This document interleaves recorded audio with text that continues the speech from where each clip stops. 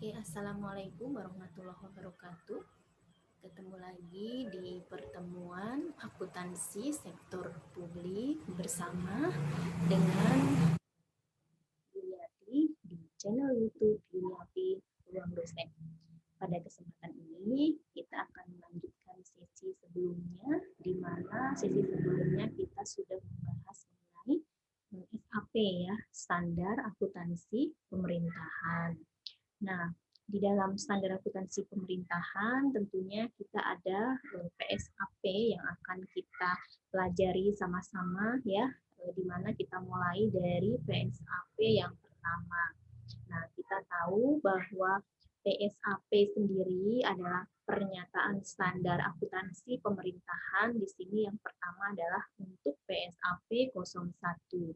Baiklah, Ibu akan share untuk modul PSAP 01. Sebentar ya. Nah, di sini di PSAP 01 ya, kita ada terkait tentang apa gitu ya. Di sini untuk yang PSAP 01, nah di sini adalah mengenai modul penyajian laporan keuangan.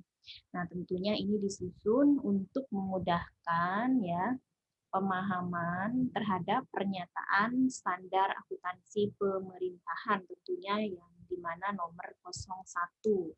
Jadi di PSAP 01 ini adalah tentang penyajian laporan keuangan. Nah, tentunya terkait dengan pembahasan PSAP 01 di dalam modul ini itu tentunya disusun sebagai bahan pelatihan ya dalam standar akuntansi pemerintahan. Nah, sehingga dengan mempelajari ini kita sama-sama itu diharapkan dapat belajar mandiri, tentunya terkait dengan bagaimana penyajian laporan keuangan pada pemerintahan pusat maupun daerah. Nah, baiklah di sini tujuan pernyataan standar akuntansi pemerintahan dalam hal ini adalah PSAP nomor 01 itu apa ya? Kita juga perlu tahu ya.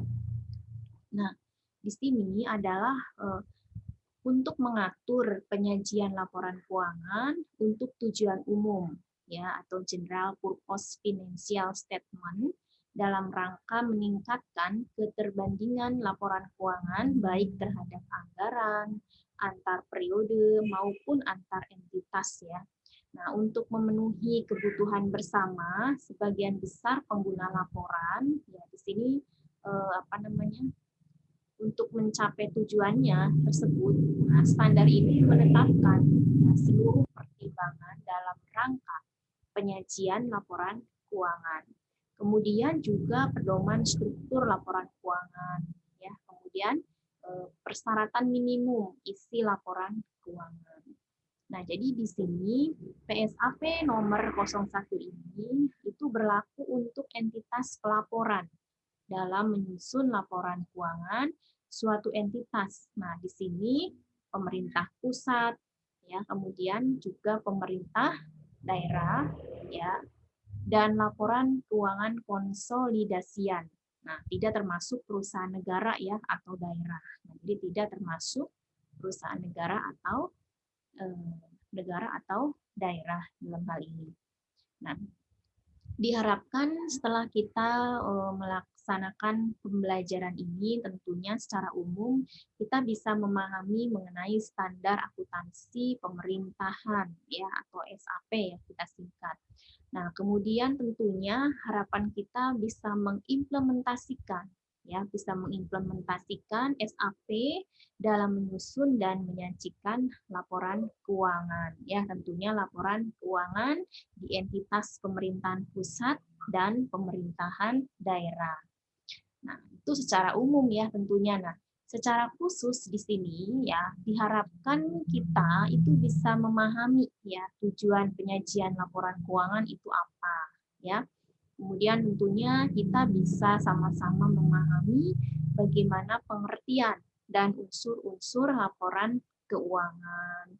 Kemudian kita juga bisa memahami mengenai pengertian dan pos-pos dalam neraca, ya.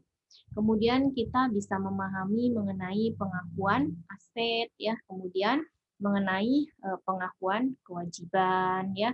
Kemudian tidak hanya pengakuan, juga pengukuran aset dan kewajiban, ya.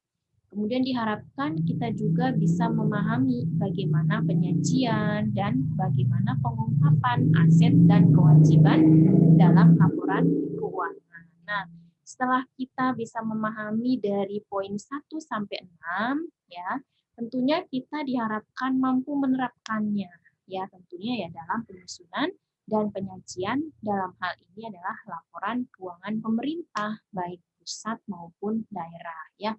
Mudah-mudahan dari pembelajaran secara khusus 7 poin ini kita bisa mendapatkan ya tentunya ya sama-sama ya.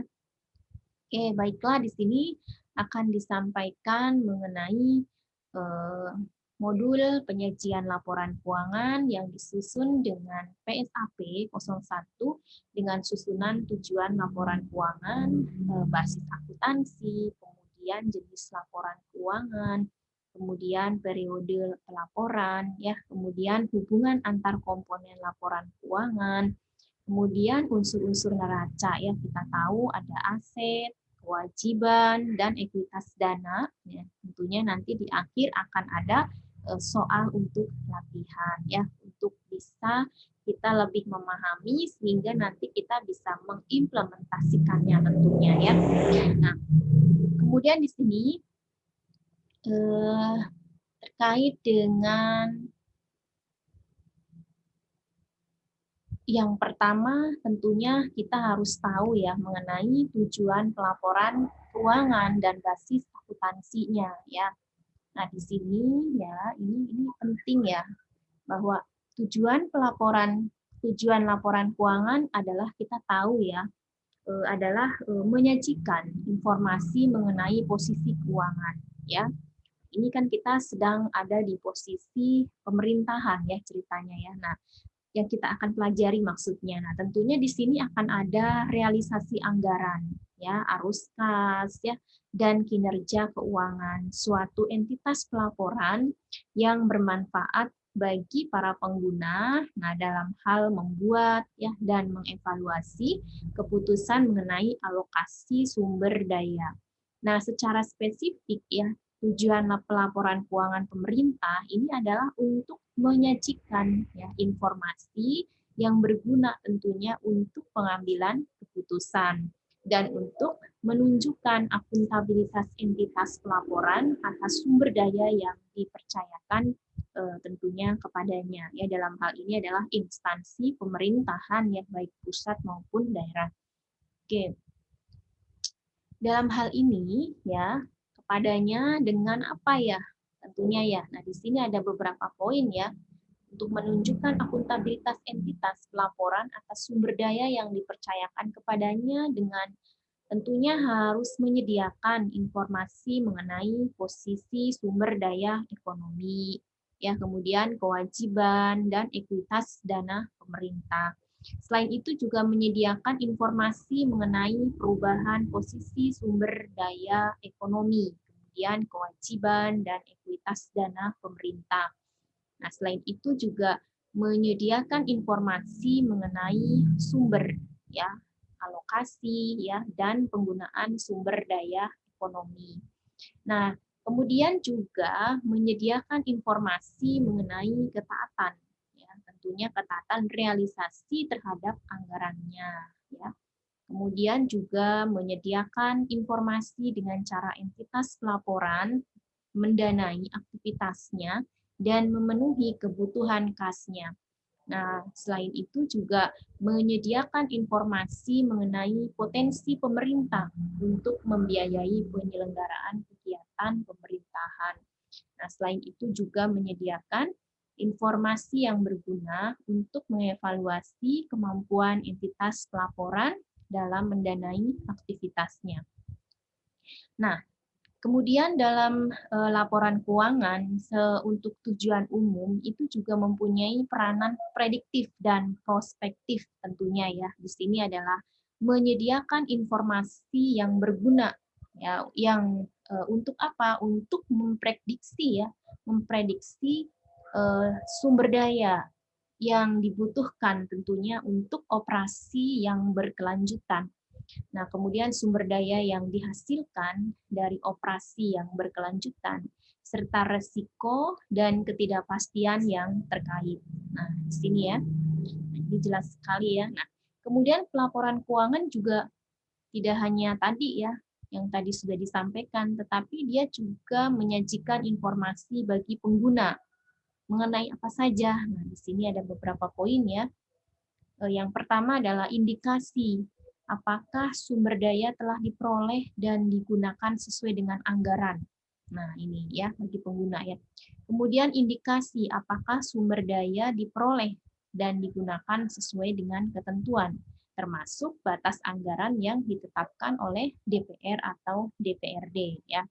Nah, untuk memenuhi tujuan umum ini ya, tentunya laporan keuangan itu menyediakan informasi mengenai entitas pelaporan. Nah, dalam hal ini apa saja? Aset, ya, kemudian kewajiban, kemudian ekuitas dana, kemudian pendapatan, ya, kemudian belanja, transfer, pembiayaan, dan arus kas. Nah, di sini juga disampaikan di dalam PSAP, Pernyataan Standar Akuntansi Pemerintahan nomor 01 di paragraf 13 ya, nanti Anda bisa download untuk Standar Akuntansi Pemerintahan.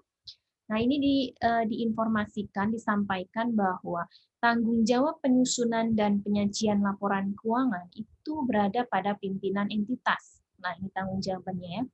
Dalam lingkup pemerintahan daerah yang dimaksud dengan pimpinan entitas adalah, nah ini ya lingkup pemerintah daerah ya, adalah setiap SKPD, ya, setiap Kepala Satuan Kerja Perangkat Daerah. SKPD itu Satuan Kerja Perangkat Daerah pada sebagai entitas akuntansi ya, dan setiap gubernur atau bupati, wali kota sebagai entitas pelaporan. Ya. Nah, kewajiban dan tanggung jawab penyusunan dan penyajian laporan keuangan untuk setiap kepala SKPD. Nah, kepala SKPD itu Kepala Satuan Kerja Perangkat Daerah juga dinyatakan dalam pasal 56 ayat 1 huruf A, ya tentunya Undang-Undang Nomor 1 Tahun 2004 tentang Perbendaharaan Negara. Nah, di sini berbunyi ya bahwa Kepala Satuan Kerja Perangkat Daerah ya, selaku pengguna anggaran atau pengguna barang menyusun dan menyampaikan laporan keuangan yang meliputi laporan realisasi anggaran, kemudian neraca atau posisi keuangan ya, dan catatan atas laporan keuangan atau CALK ya, kita pernah belajar ini. Nah, itu tadi terkait dengan tujuan laporan keuangan ya. Nah, di sini dan pertanggungjawabannya juga kita sudah mengetahuinya. Nah, kemudian selanjutnya adalah basis akuntansi. Nah, ini penting sekali ya mengenai basis akuntansi ya. Nah, kita harus tahu terlebih dahulu ya mengenai apa basis akuntansi. Nah, basis akuntansi di sini itu merupakan prinsip-prinsip akuntansi yang menentukan kapan pengaruh atas transaksi ya, atau kejadian harus diakui untuk tujuan pelaporan keuangan. Nah, basis akuntansi ini pada umumnya ada dua, ya, yaitu basis kas ya atau kas basis of accounting dan basis akrual atau accrual basis of accounting. Yang jadi ada dua ya. Dan dulu sudah pernah mendengarnya kan, Ibu pernah menyampaikan dulu ya di sesi mata kuliah yang lain ya bahwa ada basis kas, kemudian ada basis akrual. Nah, dalam akuntansi berbasis kas, itu transaksi ekonomi dan kejadian lain itu diakui ketika kas diterima oleh kas pemerintah. Ya, dalam hal ini adalah kas umum negara atau kas umum daerah, atau dibayarkan dari kas pemerintah, ya kas umum negara atau kas umum daerah. Nah, sedangkan dalam akuntansi berbasis akrual itu suatu basis akuntansi di mana transaksi ekonomi dan peristiwa-peristiwa lain diakui dan dicatat dalam catatan akuntansi dan dilaporkan dalam periode laporan keuangan pada saat terjadinya. Jadi pada saat terjadinya transaksi tersebut ya, bukan pada saat kas atau ekuivalen kas diterima atau dibayarkan. Nah, kalau kondisi ini disebut dengan basis kas ya. Ini bukan ya. Nah, contoh transaksi yang membedakan basis kas dan basis akrual ini adalah dalam peristiwa pada saat pemerintah itu menerbitkan surat keputusan penetapan pajak atau SKPP. Nah, dalam hal basis kas, saat terbitnya SKPP tersebut belum diakui sebagai pendapatan karena pemerintah belum menerima kas. Ya, lalu belum ada pengeluaran, baru ada surat keputusan. Namun dalam basis akrual terbitnya SKPP, jadi baru terbitnya saja SKPP, ya itu oleh pemerintah sudah diakui sebagai pendapatan, walaupun pemerintah belum menerima kas atau pendapatan pajak tersebut. Nah, kondisi ini disebut dengan basis akrual, gitu ya. Nah, ini Anda perlu bisa memahami mengenai basis kas dan basis akrual ya dengan contoh yang sudah disampaikan ya.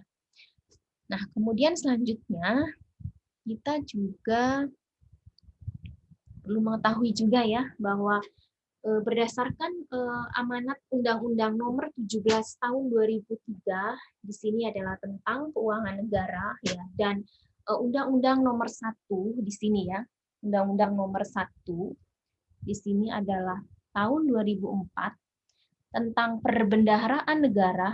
Pemerintah diwajibkan menerapkan basis akuntansi akrual secara penuh. Nah, ini atas pengakuan dan pengukuran pendapatan dan belanja negara paling lambat tahun anggaran 2008.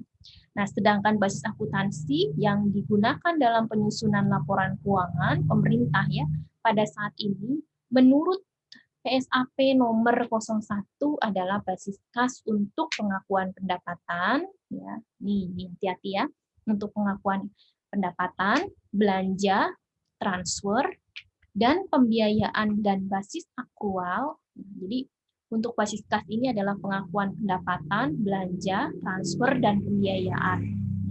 Dan basis akrual ini adalah untuk pengakuan aset, kewajiban, dan ekuitas dana. Ini ya, hati-hati. Nah, kemudian basis kas ya adalah basis akuntansi yang mengakui pengaruh transaksi dan peristiwa lainnya pada saat kas atau setara kas terima atau dibayar. Nah, sedangkan basis akrual ya adalah basis akuntansi yang mengakui pengaruh transaksi dan peristiwa lainnya pada saat transaksi dan peristiwa itu terjadi.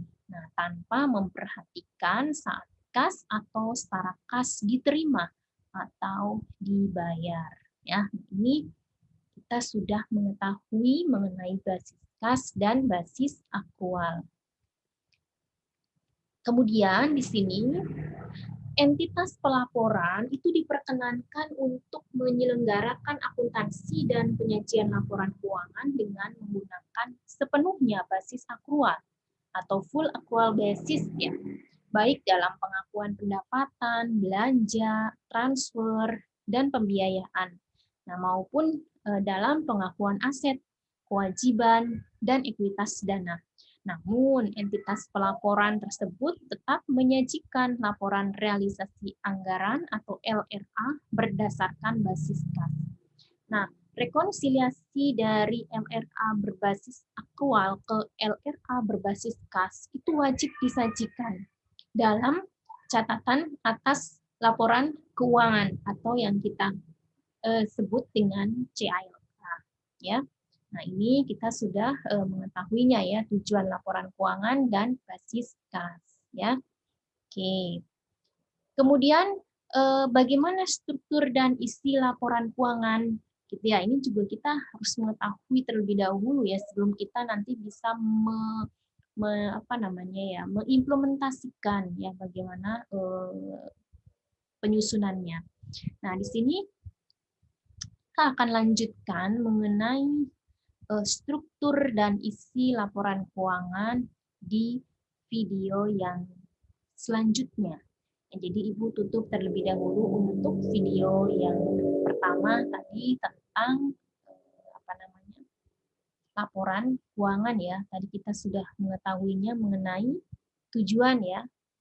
Tujuan ya, tadi tujuan laporan keuangan dan basis akuntansi ya. Tadi pertama kita mengenai tujuan pembelajarannya, kemudian tujuan pelaporan keuangan dan basis akuntansinya. Nanti di sesi selanjutnya kita akan lanjutkan untuk mengenai materi ini adalah mengenai strukturnya ya, struktur daripada isi laporan keuangan ya.